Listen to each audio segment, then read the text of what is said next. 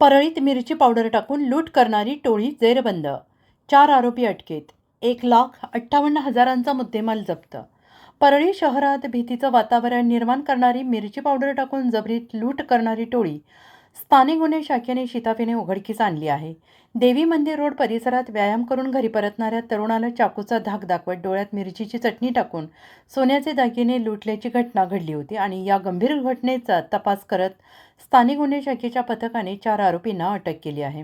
आरोपींकडून सोन्याचे दागिने, 2 दुचाकी, कोयता असा एकूण 1,58,000 रुपयांचा मुद्देमाल जप्त करण्यात आलेला आहे. रस्त्यावर वाहन चालकांना लक्ष्य करून अशीच पद्धत अवलंबून लूट करणारी ही टोळी बीड जिल्ह्यात सक्रिय असल्याचं तपासात समोर आलं आहे. माननीय पोलीस अधीक्षक बीड यांच्या मार्गदर्शनाखाली स्थानिक गुन्हे शाखेच्या पथकाने अत्यंत कौशल्यपूर्ण आणि वेगवान कारवाई करत ही टोळी जेरबंद केली आहे.